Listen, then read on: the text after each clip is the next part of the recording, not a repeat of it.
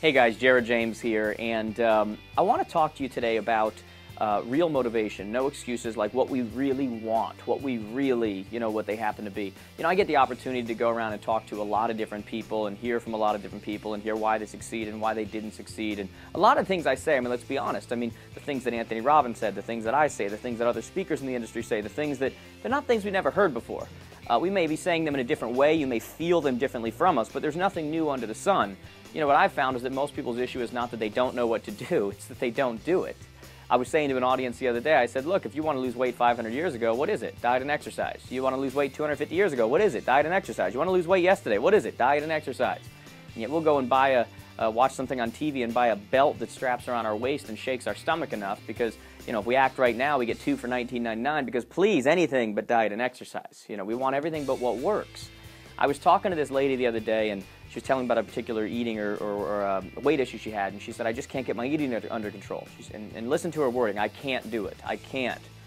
And I said to her, I just don't believe that. I just said, I don't think you have proper motivation. I don't think you want it bad enough. I don't think. And she was like, well, what are you talking about? Like, she was getting a little upset because she's dealt with this for so long, and she thought maybe I'm being a little insensitive. Maybe I'm...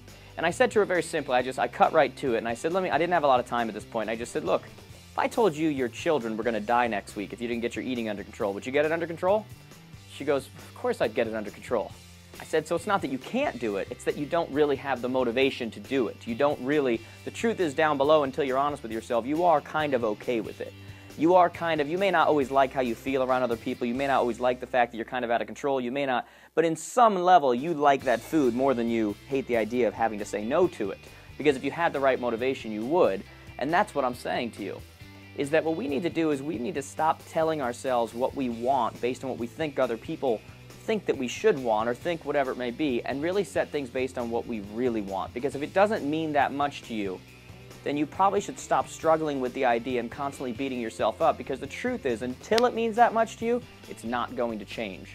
But some of you who are listening to this right now, you do have things that really do mean that much to you. You've just never really connected it like I just said it. You've never really... And really a lot of goals and a lot of outcomes and a lot of things we do come from connecting something to it that we love so much, that we want so much, that now we associate that thing with it and we go, huh. It's kind of like you see the people who get later on in life and now they finally start taking care of their body, and they finally start, because they finally connect the idea that if I don't, it's years that I'm not going to be able to spend with my grandchildren. It's years, so now they finally have proper motivation. What I'm asking you today, and I do this because I care, guys, that's why I even say this kind of stuff. I don't say it to hurt you or to make you feel bad.